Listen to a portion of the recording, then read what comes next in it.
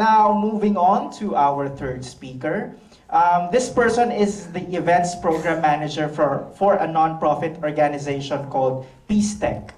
Yan, let us know more about it. Tawagin natin, ladies and gentlemen, palakpakan natin si Mr. Zabra Siwa.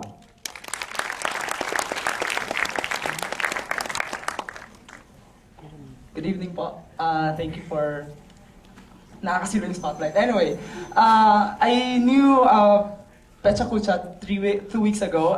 It was introduced to me by my colleague, but last week lang na-finalize na I'm presenting, and I'm also organizing the event which happened today. So, pagpasensya natin yung slides, but it will say something about my journey. So today, I'm very lucky because this is the last day of the Mindanao Week of Peace celebration. I'm from Mindanao, and it is very important for me to talk to Metro Manila in behalf of what's happening in Mindanao. So thank you for having me here. The culmination of the my duty here, I think, is to give you hopefully the other face of Mindanao, which is more colorful. So if you think about the Muslim Mindanao as differently. So there's more in Mindanao, and these are minority tribes there. So you'll see it's a very rich culture.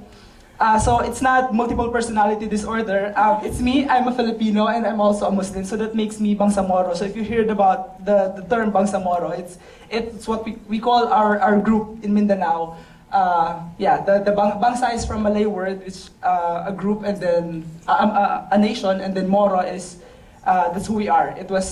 And then I belong to a tribe of the Iranun. So in the Bangsamoro group, we have 13 tribes, and in the history of Southeast Asia, our ancestors is known to be the Lord of the Eastern Seas. They used to pirate the eastern coast of Asia. So I studied in Mindanao State University in Marawi City. So doon nabuo yung kung nasan ako ngayon. My idealism, my passion for development work, it started there. Marawi City is the melting pot of the South. So the tribe people in Mindanao, the Muslims, non-Muslims, and the indigenous people converged in this institution to work hard. One of my idols, Ms. Samira Gutak, when I was in MSU, I heard about her. She's really brilliant. Pag nagbibigay ka siya ng presentation, she would dance para may pakita yung kultura ng mga Muslim, at the same time giving meat to what she is talking about. So this one of our forum in Arellano University, she was there. And then in MSU, normal na estudyante, bahay at school. But when I was in second year, I joined a volunteering group called Inspired Young Optimist Guild. Iyug is the nearest term for volunteer in the Maranao tribe. So we volunteer, we go to schools, train students, give them leadership trainings. Ito yung kapalit kung bakit sobrang naging family ko sila, because whenever we go to out of school youth, parang just simple thank you, parang maririnig mo dun sa mga tao, mga bata na they are very unfortunate, they don't have all the luxury to go to good schools, but if you just teach them just the basic communication skills at the end of it. Yeah. And then after being hooked with IYOG, we formed the UKIR. It's the University Art Club. So until now, they're still there. It's actually an organization which provides an avenue for artists in the Mindanao State University to express themselves in the form of any kind of art. So they're doing multimedia. In 2006, I was involved with Peace Tech. I was a fourth year college, and then I got invited through my friend. So we were in Kabakan. So I was one of the Mindanao ambassadors, and then I met the zone ambassadors online. So parang pecha ko siya din siya at first. And then this was in Zamboanga in 2007. This was very notable for me and inspiring kasi I met Mr. Arnel Banyas, who said that you are an Iranun, and if you want your tribe to be known in the Philippines, you really have to work hard, and try to be visual or visible to people in the Philippines, because not so much are. And then 2007, I graduated, so I joined Peace Tech kasi nasa dilemma ko yung parang I wanna go volunteering, but I wanna earn as well. So I want to find an organization which would give me an income, at the same time continue my advocacy, my work. So I started with Peace Tech as a program coordinator, and we do video conferencing event. Just today, we had mass video conference. We link thousands of people, students in Metro Manila, to a couple of thousands here in Zamboanga City. So we do it annually.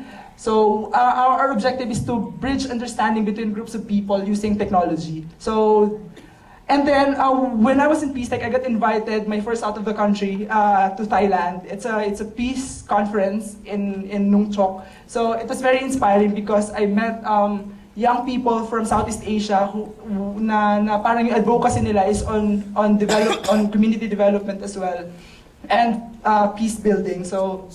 And then when nung bumalik ako sa Manila, we realized that it's better to go to the community. So this was in Maharlika, Taguig, and it's amazing kasi they don't have the opportunity to go to schools, but these are very brilliant people. Ang gagaling nila, yun nga lang, they are in a situation where they don't have a choice.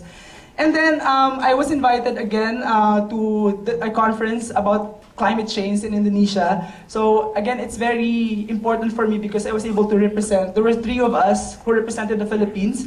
One from Metro Manila and the other one is from OPAP, and I'm the only one from Mindanao. So I get to share my culture, where I came from. And then the program in Peace Tech ended, tapos parang anong gagawin ko sa buhay ko. So I joined, I applied for the Gokui Brothers Foundation. So we were in China for 5 months learning Mandarin. And I learned a lot about their politics, economy, that China is not just about the cheap gadgets na madaling masira. It's more than that, and there's a lot of things to learn.